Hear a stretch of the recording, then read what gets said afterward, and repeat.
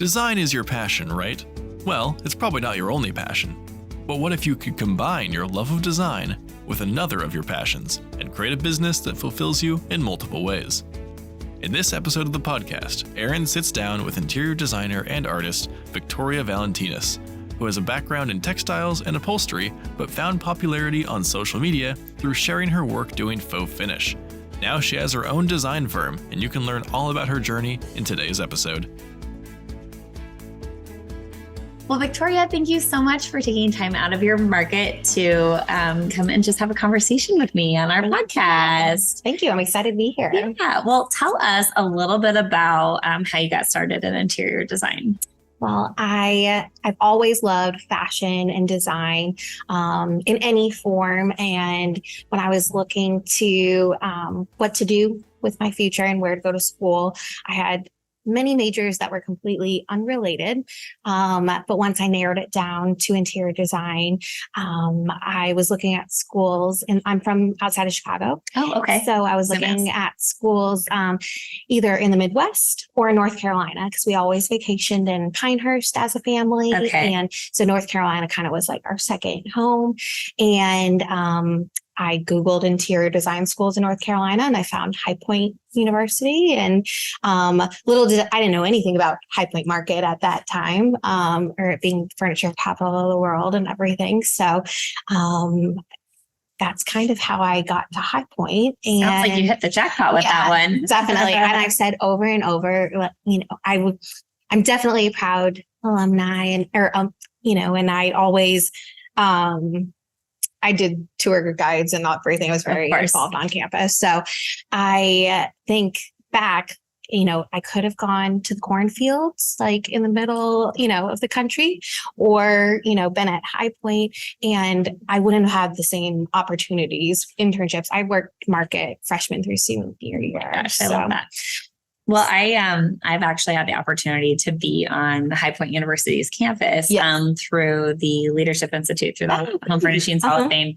And I have told Gil about it. I'm like, oh my gosh, like this hotel is amazing. And it's like, it's almost like you're in a movie, right? Like you're walking through campus and there's coffee and there's donuts, and it's just like, you just want more of it, right? I'm like, yes, I will learn, please. Oh, definitely. Yeah. And it's definitely evolved over time. I was there at like a great time because I got to see a lot of the transformation. Mm-hmm. When I first went to look at campus, Nito had just become president for like 4 months. Okay. So it was all dirt and construction and big poster boards. Mm-hmm. My parents were sold on it. I was like, there's no way this is all going to happen.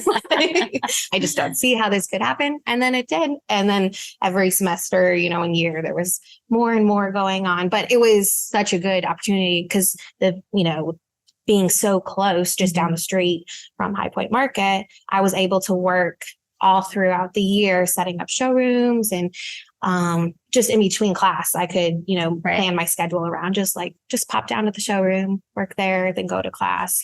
And I don't think I would have been able to get so much hands-on experience, which was great for networking. And so I really thought that I was going to end up, I went to interior design school to do interior design, not necessarily furniture, but it's really hard to miss furniture when you're going to school in High Point. And my internships just led to career opportunities. And I was able to work in the furniture on the manufacturer side for about 10 years. Okay. Before I got to. That's some great experience. You understand how things are made and the quality. Definitely. And that's when I talk to my clients or, interviewing for new clients. That's really my specialty is the highly furnished areas of the home. So I'm not against kitchens and bathrooms, but, your bedrooms, dining rooms, family rooms, anything that has a lot of furniture and fabrics. That's really where my background has been. And specifically, I also did upholstery product development. Okay. So I spend a lot of time in the factories working with, the different engineers and seeing how it's made, and then going to textile markets and working with all the vendors. So it's been really neat to have so many connections on the manufacturing side, and then now be able to really bring that passion to my customers and have the knowledge too, and be transparent that, I understand if this is your budget, but this is what you're getting at this price point, and this is how it's made. And I always like to recommend things made here too, as well, as much as I can. Excellent. So like specifically in North Carolina, but in the United States too. So was entrepreneurship ever a goal of yours? Is that something that you knew you were going to do? Yes. So that was definitely always the goal. Just when is the right time for the goal. I grew up in a small business. My family had a dental office. Okay. So not anything related to interior design, but actually, like in my freshman year classes, everyone would be talking about, oh, my dad's a contractor and my mom's an interior designer. And I was like, we have a dental office, but my mom she was going to be a fashion designer. Okay. And then brought it into the dental family business. So entrepreneur spirit, but definitely got the passion from the design and the creativity too, right? Yes. So I definitely wanted to eventually have my own business, but I knew that I needed to get the experience, and was not ready to just go out on my own, after graduation. And I had great opportunities. My first internship, or my last internship in college was with, and that's actually how I met Dawn. Okay. Was with HGTV Home Furniture Collection. Oh, okay. And that was really exciting for me. That is exciting. So that was definitely, I was like ready to, do I need to like move to Knoxville my senior year? I was like very excited. And but that was with Bassett Furniture. Okay. And then that was a great internship that turned into my first job. And I was there for, I think, about 5 years. Okay. And it was amazing to be able to get in so many different departments. And I've had so many mentors. So I've been really involved with giving back and doing mentorships with students. And that's always my advice, is to do as many internships as possible, no matter how long they are.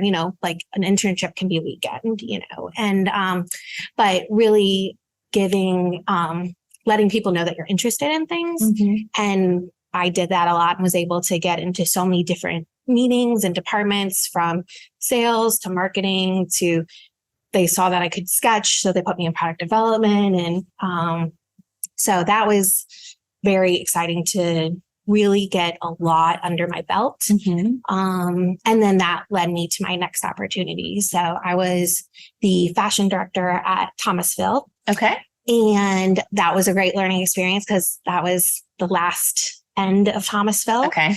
So definitely, you got to be in meetings that you didn't want to be in at the very end, and but learned a lot about business, right? And finances and things like that. So I think all of that, looking back, was very hard at the time. And, I was like, what's going on? How is this all going to end?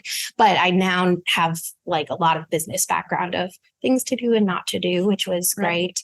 And then I've also been able to travel a lot through the manufacturing side, working with retailers.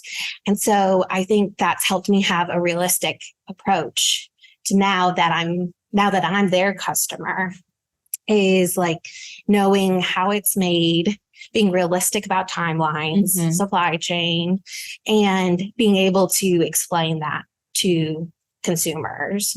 And then also guide them in a way that, from price points and, just because you saw it for super cheap online, or whatever, explaining the difference in the values and whatnot. So my time in the furniture industry has been very valuable. It sounds like it. Do you see yourself in the future with all of this product knowledge, having your own product line? I would love or to. Lines. Yes, that would definitely. I really loved being on the product side. Okay. And I love working with people and everything. But being able to combine, my loves for fabric and furniture and color and art, kind of putting that all together. I would love to do something I definitely want to always keep my own business and but to be able to do like a licensing or something like that, I would love to be part of. Excellent. That's in your 10-year future. Yes. Okay. Yes.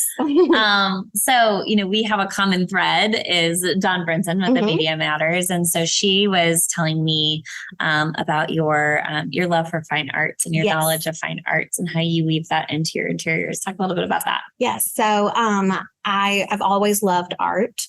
Even as a kid, it was more drawing that I loved to do. And then, going to design school, there's a lot of drawing and sketching and both on the computer and by hand. So I always loved the fine art aspect of like hand drafting and everything. And then a lot of the pre-rec courses overlapped with the art department. So I took a lot of painting classes and just became really passionate about, I always loved going to art museums and looking at art, but I didn't really know that I could paint. And so I took painting classes and loved that. And, but then once I got into the corporate world, there was really no time to invest in it. It was more of just like a hobby once in a blue moon. But with the pandemic, everybody had a lot more time on their hands, especially at the very beginning. And I think everybody was running to their paint store and, working on projects and things. And so I started doing some faux finishes. Just like personally, at my house, at my family's house. And it was like, oh, this actually looks good. Like this could be a thing. So, and I used social media, during that time to really, I was, setting up tripod, videotaping the fast motion, time lapse of everything. And so that was just getting a lot of buzz, showing me actually in action doing it. And so it kind of sparked something there. And I also sat down and started painting fine art too, on canvases. And then that led to personal projects for people. Wow. I'm not a huge golfer, but we are. I was going to ask, you said Pinehurst, and I was like, these guys must be golfers. I'm not a huge golfer, but I definitely grew up in a golf family. Okay. And in Pinehurst, it's a huge golf community, obviously.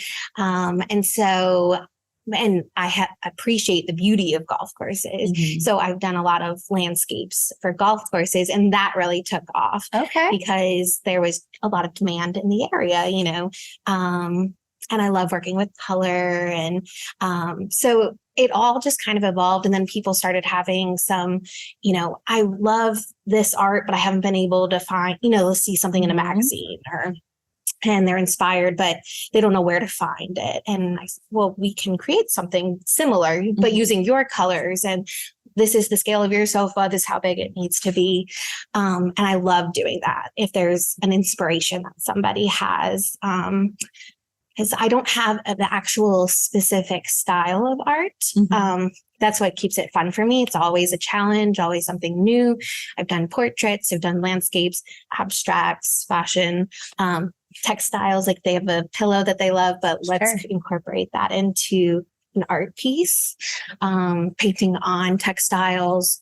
And then that's also grown into mural work as well.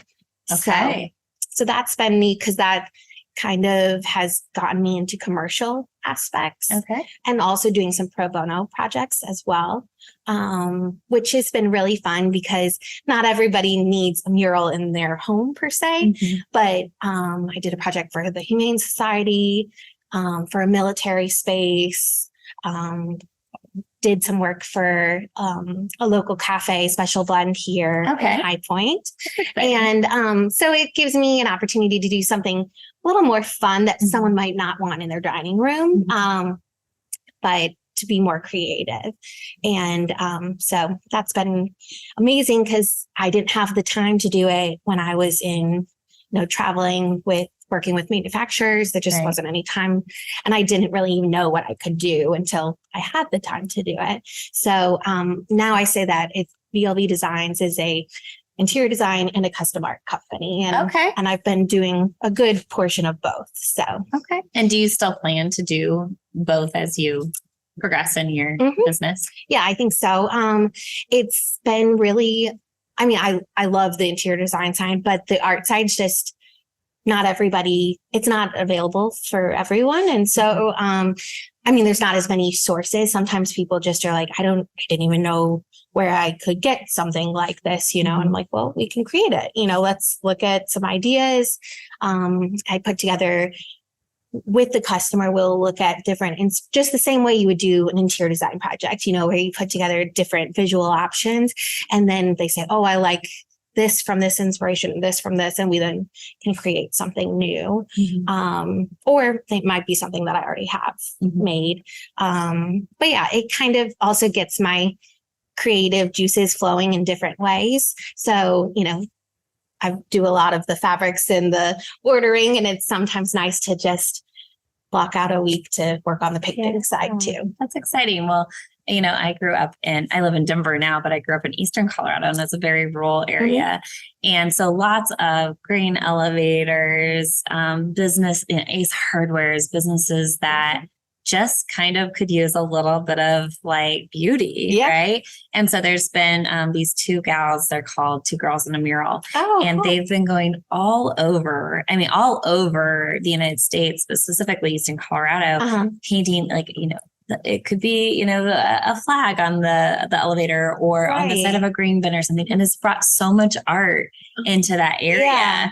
And so I've really enjoyed watching them because it's like just realizing that they really understand. I'm like, they understand the scale of all of it, right? And the beauty of all of it. So that's been really fun to watch. But I'm always inspired when somebody can take their art, really make a statement with it in the community for a cause as well. Yeah. And that's been really neat to, just kind of with furnishings, and you need to get to know people with art, and art is so subjective, and what someone might consider to be art is not what somebody else considers to be art. And so I always say to my customers, whether it's on the design side or on the art side, like it's what you want. This is not about what I want. And I might not be the right artist for some. So, but it's a fun challenge for me to be able, especially when I'm pushed to do something that's something I haven't done before. So, but I think all of my spaces from a design side always have an art element to it. So whether it's a faux finish on a ceiling or there's some custom art that I brought in or that I brought in from somebody else, and the textiles always have some type of artistic element to it too. My goal is I think art is very unique to everyone and can help make a space different than your neighbor, so, which I think is important. So back to running a business, are you starting to build a team yet?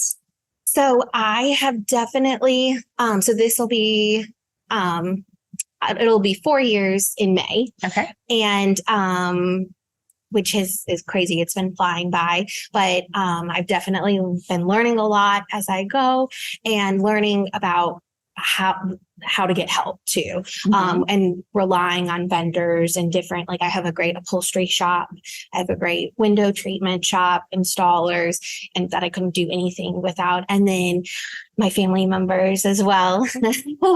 So my mom now, a great support system to get you started. Definitely. So that's been great. And and now I've been branching out, like I've started working with other vendors like Dawn, and just and a bookkeeper, knowing where my lane is and knowing what other people's expertise are, I think is huge. And that has been a game changer for me over the past. I can see the growth in the past few years. Whereas at the beginning, when it's never a good time to just take the leap, do something risky, like starting your own business. Yeah, that takes a lot of faith. And a lot of future vision, and being able to kind of control some of those fears that come up when you start, a lot of people are held back by their fears when they want to start a business or do something big. And I think having a support system is so your family is, for me, was crucial, because I wouldn't have been able to do it if I didn't have their backing and their support to be like, it's okay. Like, it's not going to be perfect at first. You're not going to bring in, a bunch of profit at first. And it's been a growing process, but like in reflection, looking back each year, I'm like, okay, we are making progress. Like, it's definite, which is the goal, right? Yeah. So I definitely think that down the road, I probably will need to expand a little bit, but I like it being a small business. So I don't ever see it as being a huge firm type of thing. Well, I know you're adding to the team already in November. So congratulations. Thank you. Yes, have a design baby on the way. Got a design baby on the way that's like already painting pictures, right? Yeah, we put the nursery together, and I did an under the sea mural in the nursery, but I have an area that's specific for, once they get a little bit older, that'll be the little art gallery, because well, all kids do art projects, but my kids are definitely going to do art projects. I love that. And what kind of planning are you doing right now, just with baby on the way, right? So you are a business owner and kind of two different specialties, and then you've got baby on the way. And so I know I'm a working mom, and it's a balance and a juggle that, continues as they get older. So what are some of the plans that you're putting in place just for this next time period coming up? Yes. So I think what the main thing that I'm keeping in mind is, plans change. I mean, just because I might think this is, it'd be so nice if we have a perfect box to put it all in, right? Exactly how it's going to work. But the goal right now is, well, I didn't plan this timing, but I kind of feel like the timing of, I'm due at Thanksgiving, and the timing seems to be working out. Like oftentimes teachers try to have babies in the summer, right? And looking back at my history of projects, my customers usually want me to try to get as much done and wrap everything up right before the holidays. Okay. And then they're too busy with, entertaining and hosting and traveling, that I don't really see much of my customers during the holiday season. Okay. So that's kind of working out nicely. Time for you. And even in the past, they come January, they usually are like, we're so exhausted from hosting and traveling, like let's meet at the end of January.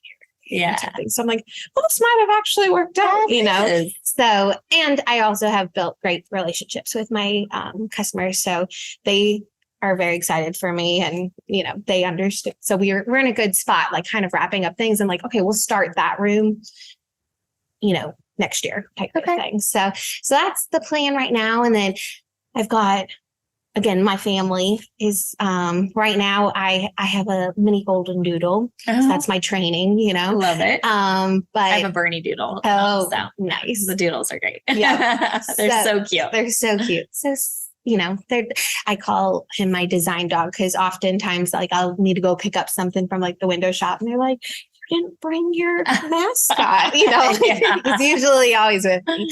But when I have appointments, I usually drop him off at my parents' house. And so I think I'll probably just drop the baby too. I'm sure they won't mind.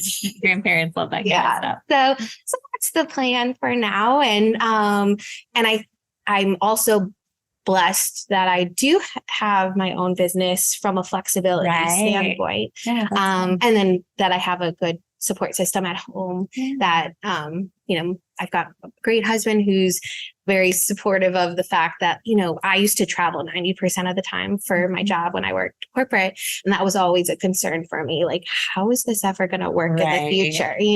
So that like I said, we'll see how get me in a few months. We'll see how the plan's going. But I'm grateful for having the flexibility that if I need to work in the middle of the night, I can get things done and, just make it work. Give yourself a little bit of grace and enjoy that baby as soon as he gets there. Or we don't know what I just called it the heat. I'm sorry. We're not supposed to know what it is because it's still a question mark. So, okay. So let's zoom 10 years into the future. Where do you see yourself in the industry? I know you're one of the Broyer Hill What was the exact title? The Future Leader. Future Leader. Yeah. Yeah. So, I mean, obviously you've already caught the industry's attention on your talents and your skills. So what do you see yourself doing? We'll talk a little bit about your award and then talk a little bit about where you see yourself in 10 years. So yes, I got that a few years ago. And yeah, that was right when I was working with Thomasville. And so that was a great honor. And then tonight I'm going to the 40 under 40. So that was congratulations. Thank you. So yeah, I've been, and that is such, I can't say enough how important networking is, because especially to go out and have my own business now, I feel like I had such a great network in this industry that it was, at first I was a little bit, it was bittersweet. I didn't want to lose connections with people that I've worked with, you know, in and out through different, you know, whether it be textiles or furniture and sales reps and things like that.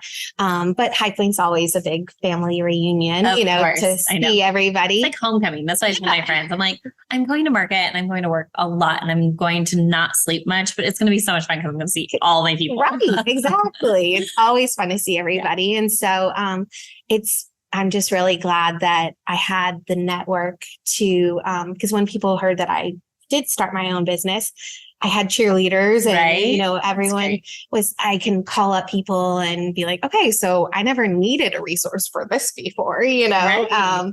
So that's been really fun. And like I said, it's been fun to be on this side of market too, like to attend market, you know? Like I'm a buyer. Yeah.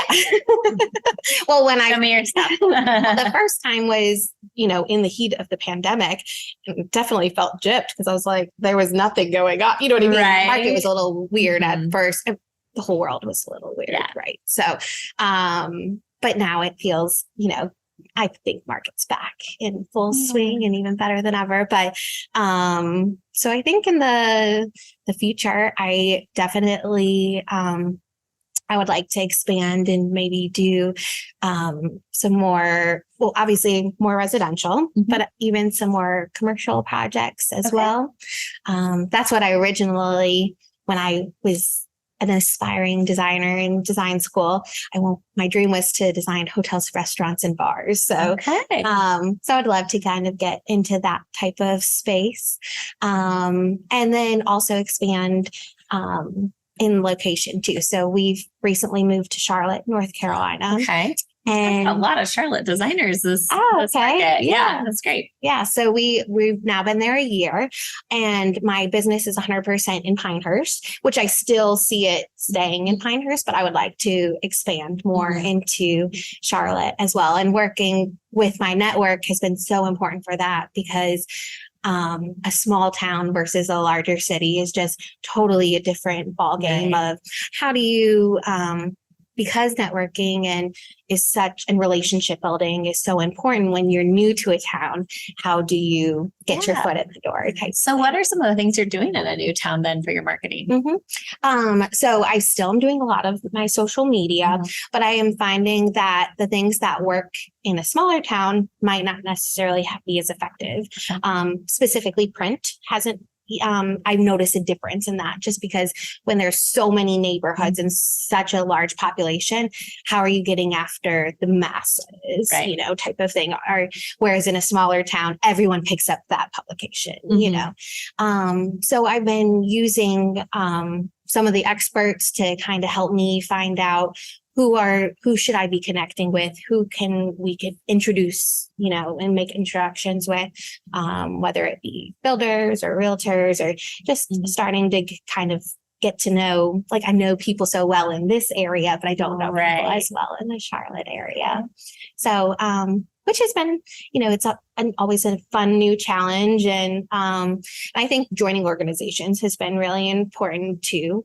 So I'm in the ASID and with it and IFTA, but I find out just having kind of that, your name in that directory, it's always interesting how people find you, you know, and that's something that I always ask because I've had, like some vacation rental people reach out, you know, someone in New York, someone was in California, and I'm always interested, like, how did you find me? Right. You know? Right. So that's definitely something that I always ask people just to see what's working and what's not. And but definitely the social media has been the huge part for me, whether it be Instagram or my videos. And I think that's also a way that people can really get to know you without knowing you.